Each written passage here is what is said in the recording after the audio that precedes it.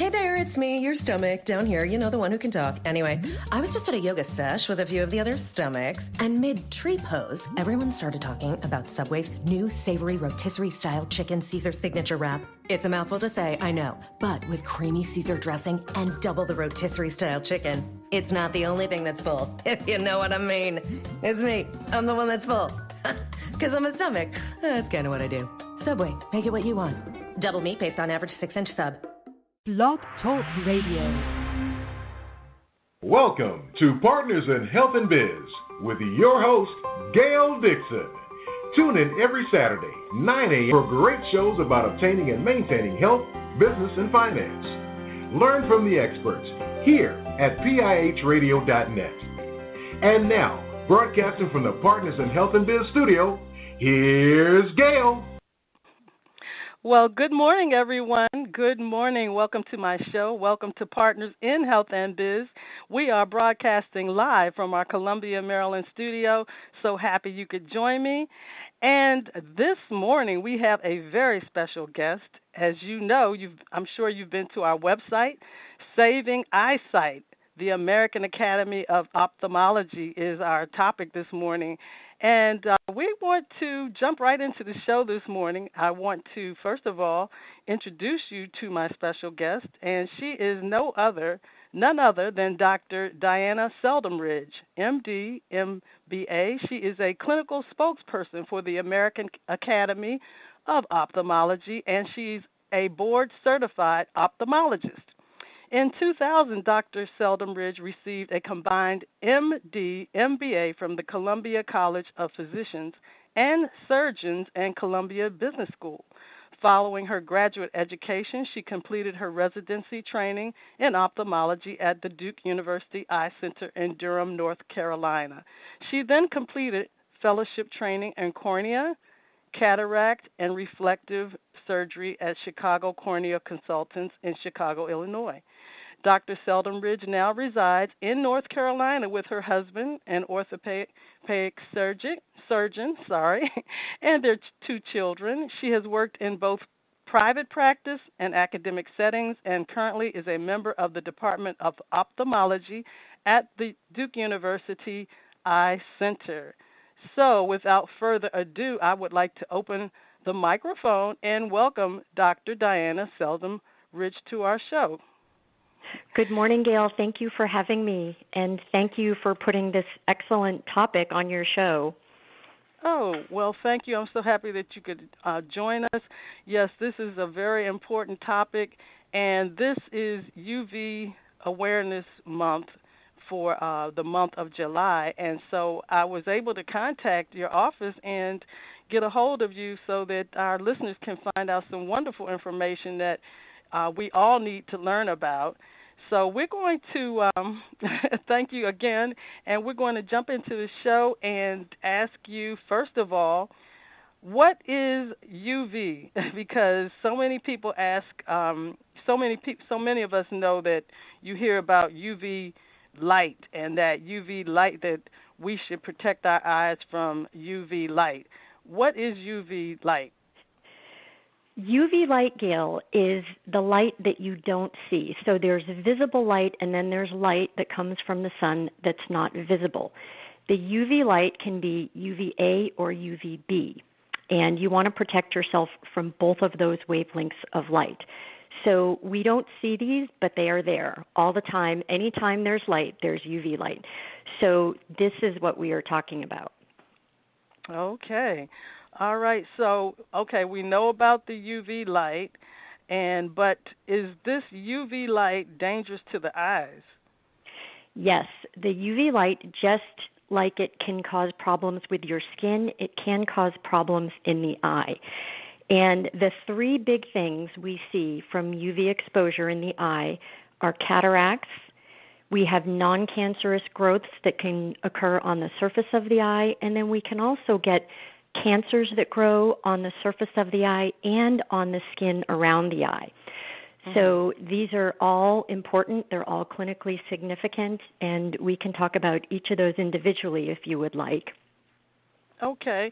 And I've also heard or read recently that UV light or not wearing sunglasses can cause glaucoma. Is that correct? Is that also something else that can be caused by the UV light? UV light is not a known risk factor for glaucoma. Okay. Okay. All right. Well, see, that's why you're here, to straighten us out. Right. Now, you can, on occasion, some of the other things that UV light can cause might indirectly lead to an increase in your eye pressure, which then in turn could lead to glaucoma, but typically we don't consider UV light as a risk factor for glaucoma. Okay. All right. And so we have our listeners are tuned in. Some of them are listening online. Many of them are listening online, and we do have a call-in number. It's 347-945-7433. If there are any listeners that have a question for Dr. Seldomridge, then you can call in, and we'll take your calls at the appropriate break time. So, wow, there are so we're talking about UV light and how it can be dangerous to the eyes. So can you give us, Dr. Seldomridge, some tips that our listeners can follow to actually protect their eyes? Yes. We recommend everybody wear, when they're outside, sunglasses with full UVA and UVB or 100% UV protection. In addition to that, it's really important not only to wear your sunscreen, of course, we hear that all the time from the dermatologist, but also to wear a wide-brimmed hat. And the reason for that is that you can get UV exposure through your glasses from the top or from the sides, and we're trying to prevent all of that light from penetrating to get into the eye. Okay. Yes, I know. My mother has diabetic retinopathy. Can't say that very fast. It's a tongue twister. Yes, and she has that, and she has had several surgeries on her eyes, and also she has the glaucoma a little bit, and so I know her doctors always tell her that she must wear sunglasses whenever she's outside, and then I know that the sunglasses that have the lenses that go all the way around the side of the eyes, not just the in wraparound the front. glasses. The yes. wraparound, right. And now that I'm older, I'm starting to look for those type of sunglasses that are the wraparound, not just the ones that cover the front lens of your eyes. So that's very important. And like you say, a hat would help. And, so many of us this is the summertime, we're going to the beach, and we have young children and adults. What about children? Is it important for us to start early to protect our young kids, our children's eyes as well? Yes.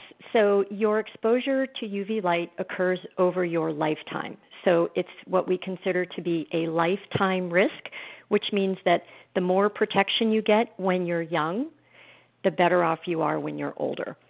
So we hear the dermatologists talk about using sunscreen and avoiding burns when you're a child. It's the same thing with UV exposure in the eye. You want to protect your eye as much as possible because it's a cumulative risk. In other words, it adds up over time. Right. And the wraparound sunglasses, you make a good point. These are excellent because they do prevent the light from getting in the sides. And having side protection is especially important for people who do outdoor sports like snow sports because you can get a lot of glare and reflection off the snow. So you really want to have those wraparound sunglasses in those situations. Right. Yeah, I know some people will look at you strange in the wintertime when you have on sunglasses. And I wear my sunglasses year-round, and I've always been wearing sunglasses since I was young. For some reason, the sun seemed to bother my eyes, and so I just started at a young age. I don't know if it was my parents that, encouraged it, but I just, tended to do that. And I know as a health and wellness consultant, I started my son when he was very young wearing sunglasses and taking him to the beach, and he had his little baby sunglasses on. Right. So, yeah, so right. That is... Good for you. So I'd like to put you on a poster and hang you in clinic. Thank you. Thank you. So, yeah, so now I have friends that have little kids like 6 months old, and they're starting to take them to the swimming pool or to the beach, and teaching them how to swim at a young age. And so recently I was at the swimming pool with at my mother's complex where she lives, and my sisters and I were swimming, and I noticed the glare off the swimming pool. It was so sunny, and it was glaring off the water. The water was glaring, and so I said, I don't know if these sunglasses are going to stay on or not, but I'm swimming with my sunglasses on. So I swam with my sunglasses on, and my sister said, "Oh, they're going to come off." Well, I went under the water and came up, and they didn't come off. So I think that's what do you think about that? Swimming with sunglasses on. I think it's a great idea. In fact, that's what I do, and that's what my family does. We all wear baseball hats, and I have some sport glasses that stay on. I can go underwater, and it's not a problem. They stay on my face. They're very comfortable. And You're correct. You get a lot of reflection off the water. So it's a really important in time to protect your eyes. And the other thing is that if you're outside, you mentioned the beach, umbrellas are great. Don't be fooled by the umbrella, though. You still get a lot of reflected light, and there's still a lot of UV exposure that occurs under the umbrella, so you still want to remember to protect your eyes when you're under the umbrella. Okay, good. All right, so are there any benefits to our eyes from UV? We hear about all the negative things, but, I mean, could there possibly be any benefits from UV light?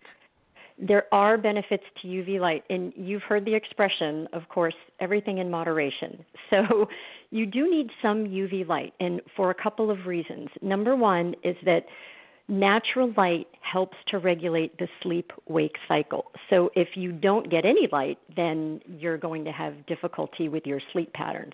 So that's number one. Your body depends on some natural light.